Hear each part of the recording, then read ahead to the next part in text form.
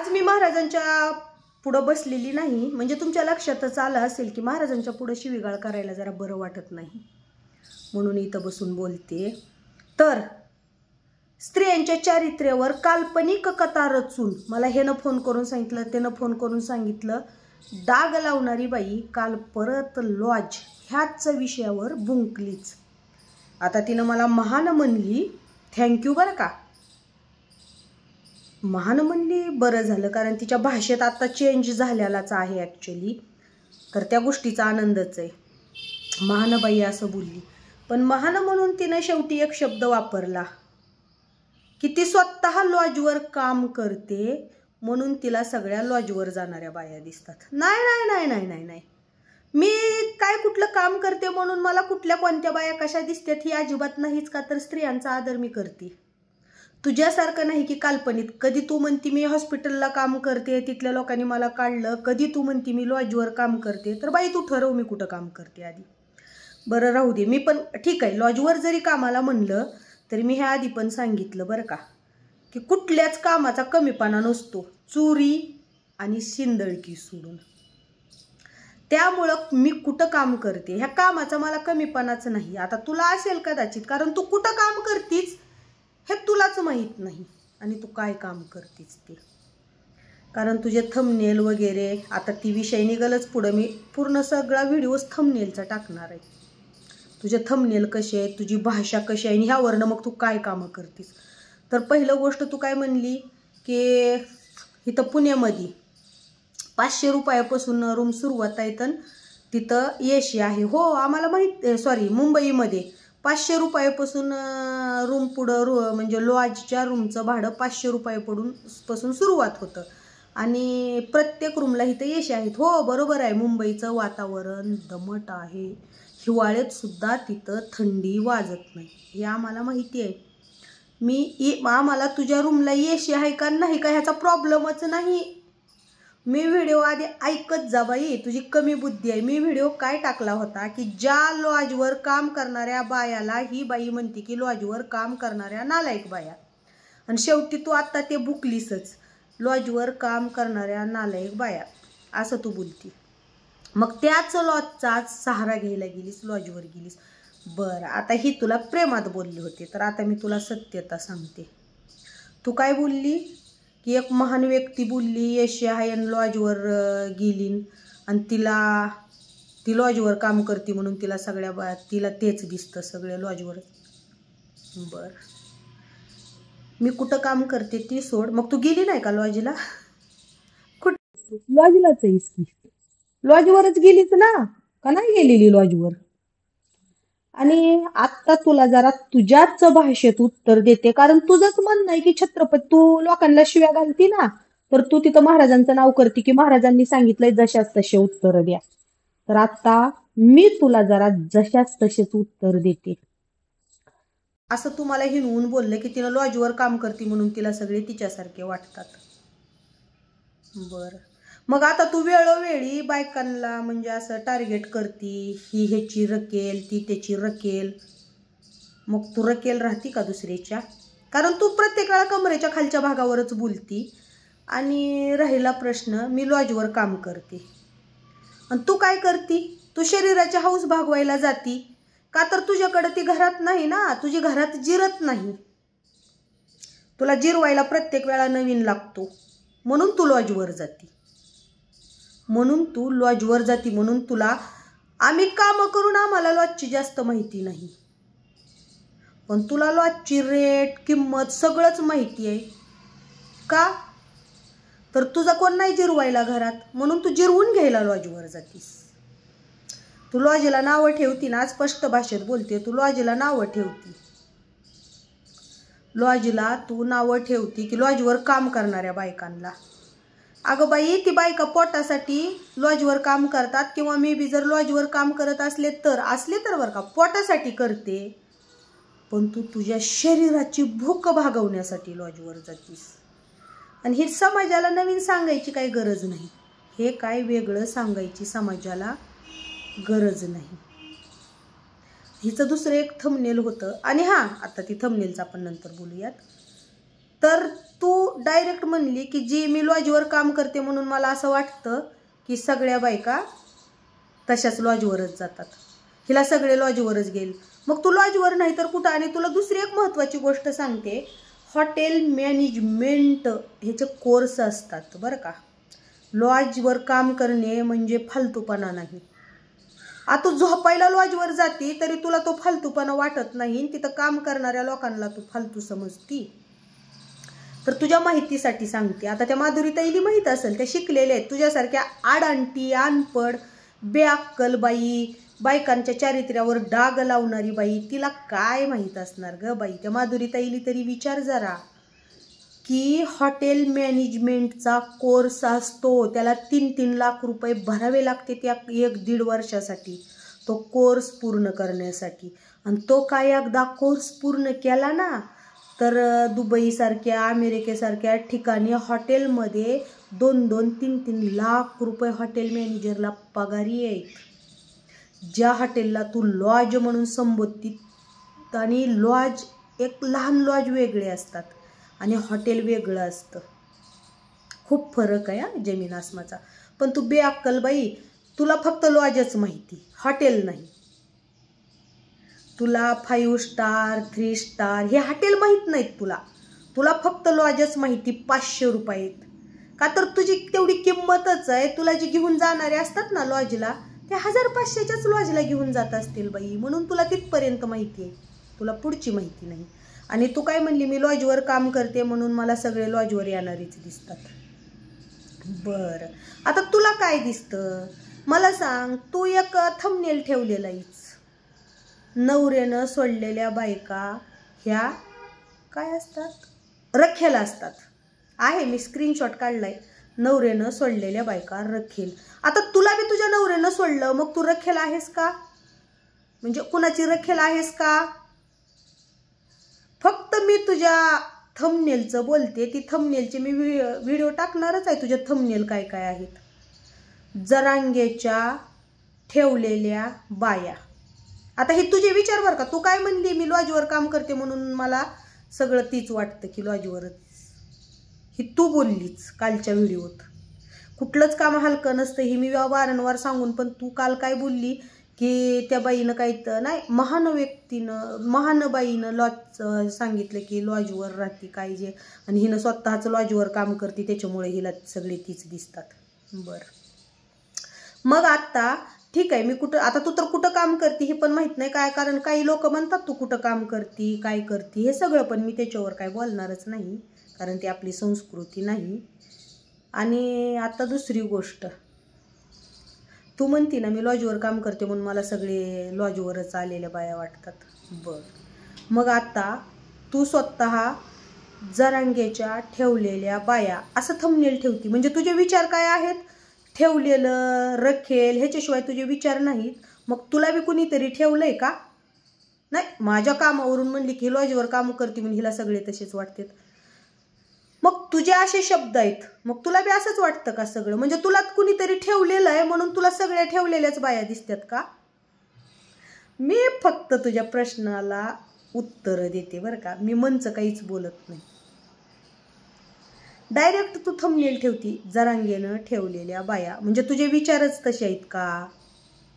ठेवलेलं, काढलेलं, सोडलेलं, घंटा, डोक्यात गोट्या, परत कोणत्या तरी मास्तरला चड्डीत मुतस्तोर मारलं, म्हणजे तू लोकांच्या चड्ड्या ओपन करून बघायला जाते का ती चड्डीत मुतला का ते? म्हणजे ही तुझे विचार. आणि तू माझ्या विचारांवर नको जाऊ बाई, माझे विचार लय चांगले. तुझ्यासारखे नालायक विचार माझे नाहीतच मुळात मध्ये. फक्त मी तुझ्या थंबनेलचे विषय सांगते. जरांगेच्या बाया म्हणजे मग तू कुणाची बाई आहेस? तू ज्या बाया संसारिक आहेत, तुझ्या विरोधात एखादी संसारिक नवऱ्यापाशी राहणारी बाई तुझ्या विरोधात बोलली की तू डायरेक्ट तुझ्या विरोधात, आणि जरांगे पाटलांची साईट घेऊन जर एखादी नवऱ्यापाशी नांदणारी बाई तुझ्या विरोधात जरांगे पाटलांची साईट घेऊन जर बोलली तर तू डायरेक्ट त्या बाईला असं थंबनेल ठेवून व्हिडिओ बनवून, वरी थंबनेल वेगळंच आतमध्ये व्हिडिओ वेगळेच असतात, तर तू त्या बाईली काय म्हणते की ह्या बाया जरांगेनं ठेवलेल्या आहेत का, तर जरांगे पाटलांची साईट घेतली. आता मी तुला सांगते, तू फडणवीस साहेबांना पंत पंत म्हणती, मग फडणवीस साहेबांनी तुला ठेवलंय का? विचारते. तू बाकीच्यांची साईड घेऊन बोलती, मग वाल्मिक कराडांना असू देत, धनंजय मुंडे साहेब असू देत किंवा बाकीचे कुणीही असू देत, म्हणजे जेवढ्याची तू साईड घेऊन बोलली तेवढ्या लोकांनी तुला ठेवलंय का रखेल म्हणून? आम्ही तर आमच्या नवऱ्यापाशी राहून व्हिडिओ काढतो जरांगे पाटलांची साईड घेऊन, आमच्या नवऱ्यापाशी राहून, तरी तू वरी काय टाकती? तुझं थंबनेल काय असतंय? जरांगेनं ठेवलेल्या बाया, ही तुझं थंबनेल असते आमच्या नवऱ्यासोबत असताना. आता तू तर तुझ्या नवऱ्यापाशी बी नाहीच, मग तू ज्यांची साईड घेऊन बोललीस त्यांनी तुला रकेल म्हणून ठेवलंय का? आता हे तुलाच माहिती, आम्हाला तर माहिती आहे की बाबा आम्ही जरांगे पाटलांची साईड घेतोय, तर एक जरांगे पाटील संघर्ष योद्धा आहेत, मराठ्यांच्या गोरगरिबांच्या लेकरांना न्याय मिळावा म्हणून ते संघर्ष करत आहेत, म्हणून आम्ही त्यांची साईड घेतोय. आणि एक भाऊ या नातेनं, कुणाची रकेल म्हणून नाही. जसं की तुझे विचार, तू म्हणली ना की ती तिथं काम करती म्हणून तिला सगळे तसे दिसतात, मग तू हे काम करती म्हणून तू सगळ्या बायकांना असं बोलती का? आता आणखीन एक पॉइंट, महत्वाचा पॉइंट सांगते. वेळोवेळी तू जरांगे पाटलांना गु खातो का, असं करतो का, तसं करतो का, मग तुझे हे विचार आहेत का? नाही, तुम्हाला म्हणली ती तिथं काम करती म्हणून सगळे तिला तसंच वाटतं, ती स्वतः लॉजवर काम करते म्हणून तिला तसं वाटतं, असं तू म्हणली होतीस. मग आता तू जरांगे पाटलांनाच नाही, इतर लोक काय झालं तुझ्या विरोधात कोण बोलायले की गु खा, माझा गु खाऊ नको, असं तसं म्हणतो, मग तू जरांगे पाटलांच्या विरोधात बोलती, त्यांचा गु खाती का? अरे कसं मीच बोलते, मलाच हसायला येईल तिच्या बोलण्यावर, विचारावर. आता तिनं काय म्हणली, तिचं फक्त मी स्पष्टीकरण द्यायले बरं का, मी म्हणचं नाही बोलत, तिनं स्वतःच म्हणली, तुम्ही ती व्हिडिओ पण बघा, तिचं स्वतःचीच भाषा आहे की ती स्वतः लॉजवर काम करते म्हणून तिला सगळे लॉजवरच दिसतात. मग आता मी तीच म्हणते, तू स्वतः बोलते की तुला जर कोण काय बोललं तुझ्या विरोधात तर तू स्वतः बोलती माझा गु खाऊ नको, माझा गु खातो का, माझं ही करतो का. मग आता तू जरांगे पाटलांच्या विरोधात बोलती म्हणजे तू गु खाती का आधी, म्हणून तू समोरच्याला म्हणती का ह्याला गु खाऊ नको, त्याला गु, म्हणजे तू खाती का? म्हणजे तू तशी आहे म्हणून तर. आता नाही, तुझंच उदाहरण तुला देते, तू म्हणली ना ती तिथं असती का, लॉजवर काम करते म्हणून तिला सगळं तसं दिसतं, मग तू गु खाती म्हणून तुला सगळे गु खाणारे दिसतात का? कठीण आहे, खरंच कठीण आहे. आता दुसरा पॉईंट तू मला व्हिडिओवर बोलली होती मागे एकदा, कशासाठी? तर मी तुझ्यावर वैचारिक वादात व्हिडिओ बनवला म्हणून. कोणता? तर ती मग त्यावेळेस तू काय म्हणली की आता मला तर ती माहीत बी नव्हतं, कुठल्या तरी किन्नरकडं रेड आहेत, हिला ती लावते, म्हणजे तू ती खरंच लावून घेऊन आलती का?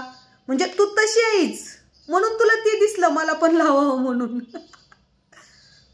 आणि त्याची गरज मला नव्हतीच मुळात मध्ये, म्हणजे तुला गरज होती आग बुजण्याची, शरीराची आग विझवण्याची, त्यामुळं तू खरंच, म्हणजे तुला कसं माहिती मग आहे तिथं हाल्या रेडा काय, मग तू लावून घेऊन आलती का? अवघड आहे. आमच्या इकडं रेडे हाले म्हशीला लावतात, हो खरंच म्हशीला लावतात. आज मला कळलंय इकडं बाहेली पण.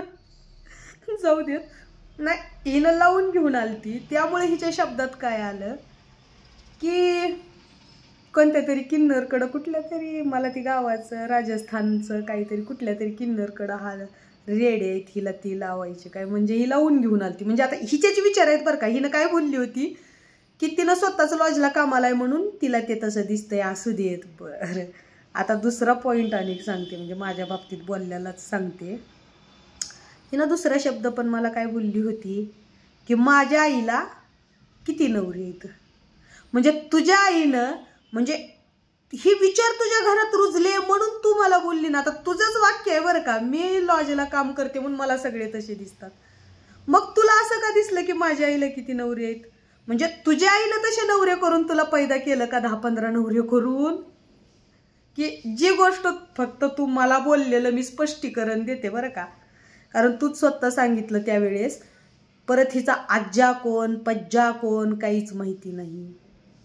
दुसरी गोष्ट, दुसरा एक तू आरोप टाकला होताच की ही चोऱ्या करती, मग तू स्वतः चोर आहेस का?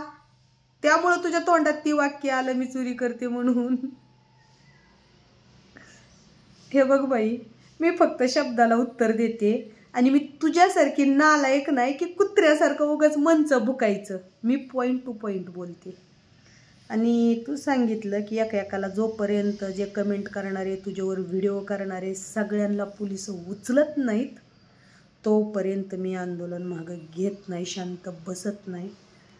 तर बाई, तुझीच भाषा तुला सांगते, ह्या देशाला संविधान लागू आहे. तुझ्यासारख्या नालायक बाया स्त्रीच्या चारित्र्यावर विनाकारण डाग लावतील आणि सांगतील की मला अशा अशा व्यक्तीनं फोन करून सांगितलं की ही बाई हॉस्पिटलला काम करत होती, त्या बाईचे तिथं 2 ठिकाणी लपडे पकडले गेले, त्या बाईला लात मारून तिथून कामावरून काढलं. असं जर तू सोशल मीडियावर एखाद्या संसारिक बाईचा संसार मोडण्यासाठी तुझी दुश्मनी फक्त का तर बाबा जरांगे पाटलांची साईट घेऊन सभ्य भाषेत तुझ्या विरोधात बोलले म्हणून जर तू ही आरोप लावत असशील तर पोलिस तुला सपोर्ट का करतील?